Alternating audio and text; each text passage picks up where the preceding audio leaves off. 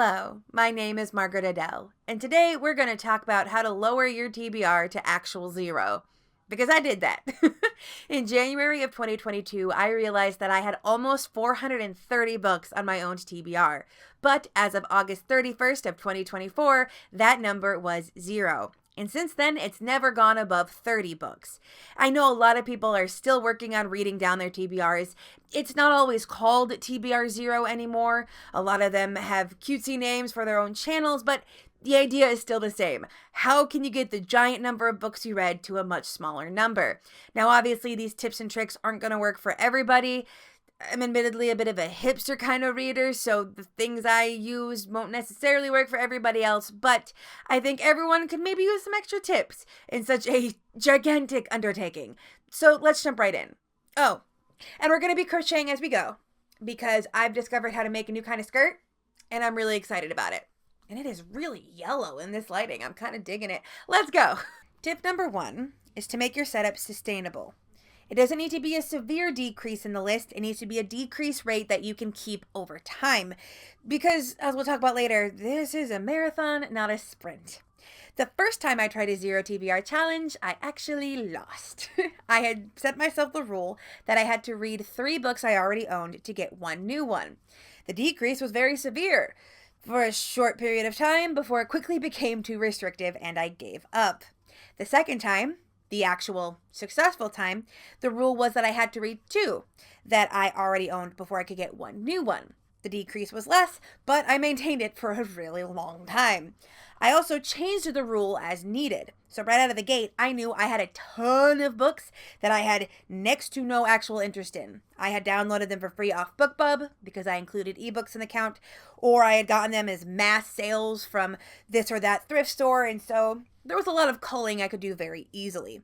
So right out of the gate, I gave myself the extra rule that in lieu of reading 2 new books, I could also unhaul 10. Or unhaul 5, read 1 new, and mix and match it. And as a result, that first January, I got nearly 100 books off my TBR right out of the gate. And that also gave me a list that was much more tailored to what I actually wanted, thereby giving me a much better idea of, well, what I would want to get moving forward. Tip number 2 might be the most controversial. If I was smarter at putting lists together, this would be later on it, but that is to get fewer books. Not just buy fewer books, get fewer books. This also includes ARCs and little free libraries and book swaps and what have you. Because if you're sitting at a TBR of several hundred books you have not read, you've already outpaced the rate at which you can read when you're getting books. And the only way you're going to be able to get that number back down is to lessen it. I do see a lot of people that think to themselves that they'll just increase the rate at which they read, but that's a very easy way to burn yourself out. You don't want to force yourself to read a ton to justify your buying habits. You want your buying habits to be lending themselves to your reading habit. Now, again, like I said, this isn't just buying, this is getting. I see a lot of people when they talk about doing a zero TBR or any kind of lower the TBR challenge, they talk about still getting subscription boxes, multiple subscription boxes a month, and getting gifts, and accepting ARCs. And yeah, some exceptions to the rule could be helpful in preventing burnout and keeping it from feeling too restrictive, but if you have a lot of exceptions, you're only increasing the rate at which you need to read to get it all down. And if you come at a point where it doesn't feel like you're making any progress at all, it could be really demoralizing and you might want to give up entirely. And yeah, this means you might have to have some awkward conversations where you tell friends and family, hey, actually, could you get me gift cards to bookstores instead of books? Or maybe you set up a situation with friends and family where you'll let them know when you've unlocked a slot for a new book and they can get you it then. Or you can put a temporary pause on, and we'll talk about that later. But overall, if you're at this point where you need to do this challenge, you're already at a point where you can't read more than what you're getting. So if you really want the number to go down, you gotta decrease what you're getting. Our next tip is to prepare for the long haul. If you were doing the math when I gave the dates for my TBR challenge, you will realize I was on that sucker for over 2 years. 2.5, as a matter of fact. I had originally told myself that I was done when I got to 50 books, but then I realized that my TBR was still steadily dropping. And so I was like, screw it, let's get back on the horse, let's get this sucker down to 0. And I have seen a lot of people that will try to do lower their TBR challenges over the course of a year. And that can be really demoralizing when you get to the end of that year and you realize you haven't accomplished that. But in actuality, it's completely normal to not accomplish that in a single year because you essentially have to learn entirely new habits and unlearn old habits. And we'll talk about this a little more in the next one, but it does require a pretty significant mental shift to actually succeed in this, and that's not going to happen quickly. So if you're starting it for multiple years, likely. But, if you're one of those booktubers that's made it a series on your channel that's doing really well, that's all the better for you. This next tip was the hardest for me to come to grips with, but it was the most crucial to actually succeeding in my goal, and that is get honest with yourself. It's not fun, but I had huge issues with having this propped up idea of the kind of reader I was in my head. I read surreal horror and hard sci-fi. I don't. I like monster romances and super melodramatic urban fantasy, and it was so hard to let go of the reader I thought I was to accept the reader I am. But now that I've accepted it, my love of monster romances and super melodramatic urban fantasy, I rate all of my books higher now. I'm just liking them more overall because I've actually come to grips with what I like. Now, this doesn't mean that I never go outside of my comfort zone, but that I can do it in a much more measured way and have specific things that I can look for in books that will tell me whether or not I'm likely to like them. On top of that, I also had to ask myself things like, do I actually want to finish this series, or do I feel like I have to be a completionist? Is this source of books actually giving me books I like, or do I feel like I have to keep going back to it? I used to love downloading free ebooks off BookBub because I had found a small amount of gems on there that I adored, but the majority of them weren't really serving me. Likewise, I would also go into a lot of local bookstores or thrift stores and feel like I had to buy something to support them. Or I would go to author events and, you're talking to the author directly, so you gotta. And I would go with a giant bout of books that would all end up unhauled.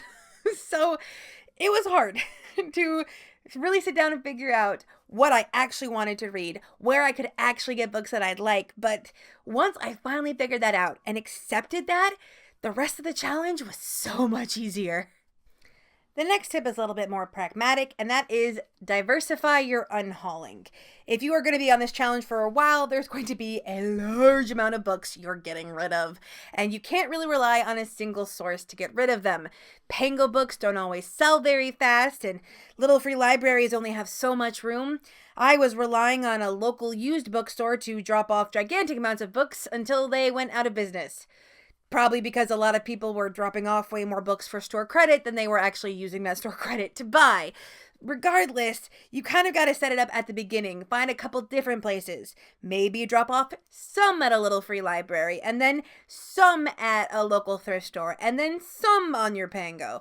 It's going to be a lot easier way to make sure you get everything moved somewhere without having a giant amount of product dropped on one singular source. Because contrary to popular belief, a lot of those secondhand stores actually get gigantic amounts of books and they can't always handle the amount they're getting. So spread the love and, spread the work of getting them new homes.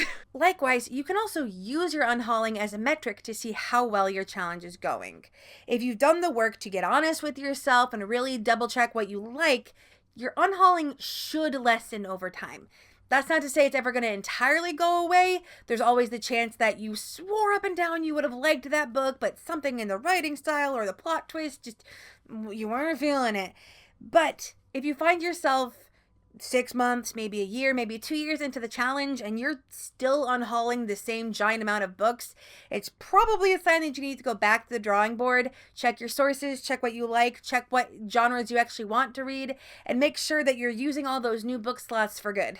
The next tip is kind of connected to what we've already talked about, but that is research your new books. When I was first on the challenge, the second I had a new book slot opened, I would rush and I would get whatever new thing immediately. And then almost inevitably, I wouldn't be as interested in it as another book I discovered. So I learned really quickly to start building up spreadsheets and lists and figuring out which books I was really interested in so that when that new slot opened up, I already had an idea of what to get. I didn't feel desperate to grab the first thing that looked even mildly interesting. Likewise, I learned to do things like check more reviews if I was uncertain, but also check the reviewer. Is this someone who I could genuinely agree with, or someone whose tastes were so opposite my own that I could essentially do the inverse? Whatever they recommended, I would stay away from, and whatever they didn't like, I would get. That kind of thing. The more research you put into books, the more you're priming your brain to actually want to engage with the media. That doesn't mean that impulse purchases, cover buys, and stuff can't still happen. You're just going to increase the likelihood that you'll like the book if you put in the footwork ahead of time. The next tip might seem counterintuitive, but it's very useful in preventing burnout, and that is build breaks into the challenges. Build pause months. During the 2.5 years I was on it, I would pause for the months of April, my birthday month, and Christmas, December. And this was very helpful in feeling like I could actually accept gifts and the gift cards and what have you. And just in general, a month where I could get more books was very useful in preventing burnout. But while I did not have to wait to get new books, the challenge was also paused when it came to opening new book slots. So I could buy 5 new books that month, but the 6 books I read weren't going to open me 3 new slots. I would resume the challenge the month next with the exact same amount of slots that I'd ended the month prior. That way, I wasn't completely blowing up my own challenge. And I was surprised to find out that the habit building was working. Even the months when I was taking a pause, I still wasn't like exploding my TBR. Yeah, I was getting more books than I would otherwise be allowed under the rule set, but it wasn't a ton. And they were all books that I'd researched beforehand and had on my spreadsheets and really, really wanted to get to. And most of the time, they were books that I read almost immediately after I got them, which was a great sign that I was actually headed in the right direction. Now, if you're going to build in these breaks, I would highly suggest that you spread them apart a little bit. You don't want to spend a very long time off the horse, or it might be really hard to get back on. And if you find yourself circling a slump, a great way to do it without increasing your TBR is just a trip to the library. Trip through the Libby. Just do a little bit of a temporary TBR increase with the knowledge that they will once again go back off it when you return them to the library. A very good way to avoid slumps. The last tip is actually less about the challenge itself and more about life beyond the challenge. And that is to focus on habit building. The best part of the challenge for me was actually after I completed it, not just because I could brag, but since then, I've discovered that my TBR has never broken 30 without me trying. I don't stick to a rule anymore. I don't have to fulfill any kind of criteria to get a new book because my habits already changed. I'm already making sure that the books I'm getting are ones that I actually like. And I'm already reading enough to match or exceed the amount of books I'm bringing in. And it is such a relief because I was low-key afraid that I was going to balloon my TBR right back up again. But if you focus on getting honest with yourself and what you like and finding ways to break those old habits that got you such a gigantic TBR, you don't really have to worry as much about the numbers anymore. For example, I focus on the indie bookstores that have cafes attached, so I can buy something from the cafe and still feel like I've supported them without having to get a book. And I've also kind of gotten a knack for eyeing an author's table from afar and trying to gauge what kind of genre they're going for so that I know whether or not I'd be likely to get something if I walk up to the table. Likewise, I've also given up things like BookBub, or I look over the BookBub deals with a much more critical eye. And overall, I'm free of a challenge forever, or at least for the foreseeable future. I've changed my habits enough that I don't have to go back to it. And yeah, this is a lot easier said than done. Late stage capitalism has programmed us to buy. You have to get the entire trilogy because it's a special edition, and it doesn't matter that you don't know that you actually like it or not. Get the pretty books. I'm not bitter. Regardless, this is what's going to make sure that your reading challenges or your reading tastes change for the better. And that the next challenge you do, maybe catching up on all your series, are ones that you can focus on without fearing that you're going to fall right back into the hyperconsumption. And that is it, my tips for a zero TBR. or shelve it or scrap it, emboss or toss, read or yeet, stamp or pass. There's a lot of or names in the community for this concept right now. They're all adorable, and I'm low-key bummed that I didn't come up with one for my own. But regardless, I do love this trend. I love seeing people reckoning with the programming that late-stage capitalism has put into our brains and really engaging with the stuff we buy and getting critical about the amount we've bought. Like, I love this. I am already excited to start my next challenge, which is catching up on all my series, which might actually take me longer than this one did at this rate. But regardless, if you're under a kind of challenge like this, I would love to know. I would especially love to know if you've beaten it. Give me your stats. Let's compare. Friendly, of course.